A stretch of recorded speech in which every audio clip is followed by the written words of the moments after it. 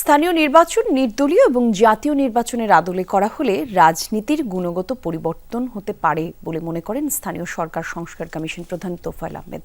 বলেন, স্থানীয় পর্যায়ে রাজনৈতিক নেতারা স্থানীয় নির্বাচন জাতীয় নির্বাচনের আগে চান। সকালে আগারগাঁও NILG ভবনে স্থানীয় সরকার সংস্কার কমিশনের মতবিনিময় সভায় এসব কথা বলেন তিনি। বলেন, বাজেট সংকটের কারণে স্থানীয় সরকার প্রতিনিধিরা কিছু সামাজিক বাস্তবতার মুখোমুখি হন। স্থানীয় সরকারের নারী প্রতিনিধিরা নানাভাবে বঞ্চিত বলেও উল্লেখ করেন তোফায়েল আহমেদ। জানান, সিদ্ধান্ত গ্রহণের ক্ষেত্রে নারীদেরও গুরুত্ব দিতে হবে। নারী আসনে নির্বাচন ঘূর্ণীয়মান পদ্ধতিতে হতে পারে বলে জানান তিনি। লোকাল নির্বাচনটা হয়ে যাওয়া উচিত, এটা হচ্ছে স্থানীয় লোকদের মতামত। হ্যাঁ, এবং এর মধ্যে যেটা বলতে চাচ্ছি আমি, রাজনৈতিক দলের কর্মীদের মধ্যেও একই রকমের মতামত আসছে। মেয়েদের মধ্যে কিন্তু অনেক শিক্ষিত মেয়ে কিন্তু এখন ওখানে যাচ্ছেন। আগে করা হতো কি যে কিছু জানে না, করো না, এরকম ভাবে তোমার একটা কাজ হলে কয় টাকা পাবা, ওখানে যাও, মেম্বার হও।